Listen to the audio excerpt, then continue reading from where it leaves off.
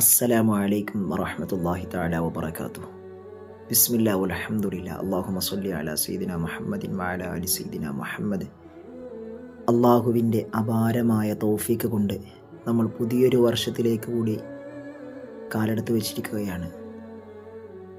ഇത്രയധികം കാലം നമുക്ക് ജീവിക്കാനുള്ള ആയുരാരോഗ്യം നൽകിയ പടച്ച തമ്പുരാന് എല്ലാവിധ സ്തുതികളും അർപ്പിക്കുന്നു. അൽഹംദുലില്ലാ. ഇൻഷാ അല്ലാഹ് ഇനി വരുന്ന കാലമത്രയും അള്ളാഹുവിൻ്റെ ത്വാഅത്തിലായി അവനക്ക് വഴിപ്പെട്ടുകൊണ്ട് ജീവിക്കാൻ അള്ളാഹു നമുക്ക് തൗഫീക്ക് ചെയ്ത് അനുഗ്രഹിക്കട്ടെ. ആമീൻ എന്ന് ആദ്യമായി ദുആ ചെയ്യുന്നു. അള്ളാഹു സുബ്ഹാനഹു വ തആല ഖുർആനിലൂടെ പറഞ്ഞത് പ്രകാരം മിൻഹാ അർബഅത്തുൻ ഹുറും, ചില മാസങ്ങൾക്ക് ചില മാസങ്ങളെക്കാൾ പ്രത്യേകതകളുണ്ട്. നമ്മുടെ ഹിജ്രി വർഷാരംഭം തുടങ്ങുന്നത് തന്നെ പരിശുദ്ധമാക്കപ്പെട്ട മുഹറം കൊണ്ടാണ്. മുഹറം മാസത്തെ അള്ളാഹുവിലേക്ക് ചേർത്തുകൊണ്ടാണ് പണ്ഡിതന്മാർ എണ്ണിയിട്ടുള്ളത്. ഷഹ്റുല്ലാഹിൽ മുഹറം എന്നാണ് പണ്ഡിതന്മാർ എണ്ണിയിട്ടുള്ളത്.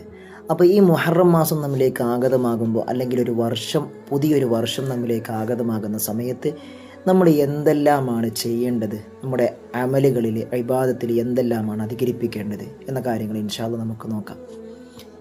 ചില ദുആകൾക്ക് ചില പ്രത്യേക സമയങ്ങളിൽ ദുആ ചെയ്യുമ്പോൾ അതിന് പ്രത്യേക ഉത്തരങ്ങളുണ്ട്. ആ ഒരു ഉത്തരം നൽകപ്പെടുന്ന ദിവസം കൂടിയാണ് ഈ വർഷത്തിൻ്റെ ആരംഭം എന്ന് നമ്മൾ മനസ്സിലാക്കണം.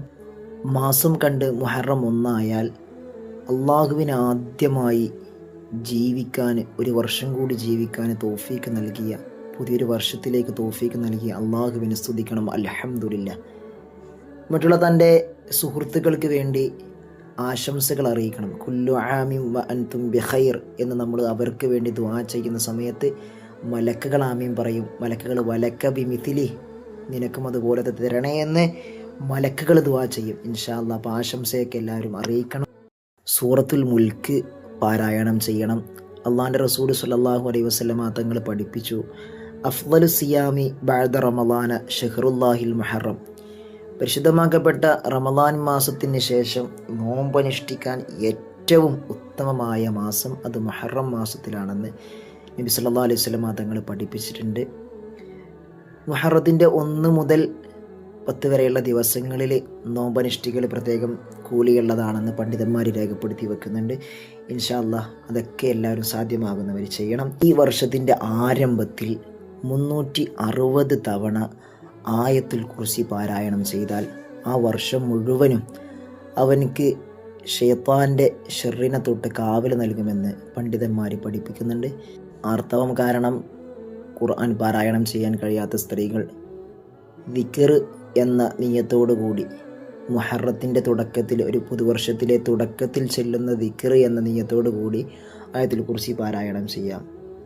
ഷെയ്ഖ് മുഹമ്മദ് ദുംയാത്തി എന്നവർ തൻ്റെ നിഹായത്തുൽ അമലി ലിമൻ റൈബ ഫി സിഹത്തുൽ അഖീദത്തി വൽ അമലി എന്ന ഗ്രന്ഥത്തിലൂടെ രേഖപ്പെടുത്തി വെക്കുന്നുണ്ട്. ആരെങ്കിലും വർഷത്തിൻ്റെ ആരംഭത്തിൽ ബിസ്മില്ലാഹിർ റഹ്മാനിർ റഹീം മുഖത്തഅൻ, അതായത് ഓരോ അക്ഷരങ്ങളാക്കി എഴുതിയാൽ ആ വർഷത്തിൽ അവനെയും അവൻ്റെ കുടുംബത്തെയും എല്ലാവിധ ശർറ്, ആഫത്ത്, മുസീബത്തുകളെ തൊട്ടും കാത്തിരക്ഷിക്കുമെന്ന് പണ്ഡിതന്മാർ, ഉലമാഉൽ ആരിഫീങ്ങൾ എന്ത് ചെയ്യുന്നുണ്ട്, എഴുതി വെച്ചിട്ടുണ്ട് ഇൻഷാ അല്ലാഹ്.